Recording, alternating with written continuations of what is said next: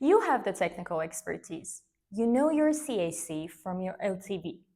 You've read all the biographies of the tech giants. On paper, you're the perfect founder. You're the smartest person in the room. But here's the statistic they don't teach in the business school. Most startups don't die because the market didn't want the product. They die because the founder imploded. We call it the founder effect. It's when your greatest strengths, your vision, your conviction, curdle into your greatest weaknesses. Conviction becomes a stubbornness.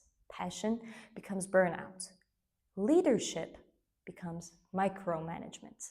Here is the uncomfortable truth. Knowledge is not behavior.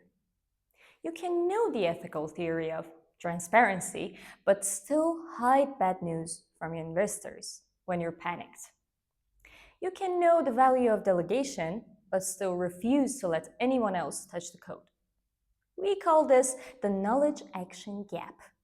And in the high-pressure cooker of a startup, that gap is where the companies go to die. Traditional metrics measure what you know. They don't measure how you're wired.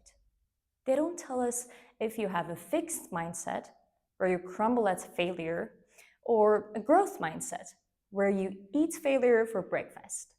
So, before you hire your first employee, you need a mirror.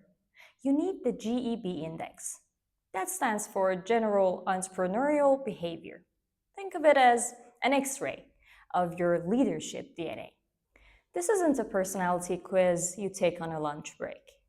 It analyzes the deep integration of your beliefs, your behaviors, and your ethics. It asks the hard questions. Do you take calculated risks, or are you just gambling? When the feedback is harsh, do you listen, or do you get defensive? It separates the dreamers from the builders. Now, let's look at this from the other side of the table. Investors. They're terrified of the founder effect. They know a toxic founder can destroy a unicorn in 6 months. They aren't just bidding on your idea, they're bidding on your psychology. The GEB Index is your proof of stability. It tells your team, your partners, and your investors that you possess the soft power to survive the hard times. It proves you have the resilience to pivot, the ethics to build trust, and the self-awareness to lead. It turns gut feeling into data. A startup is a pressure test.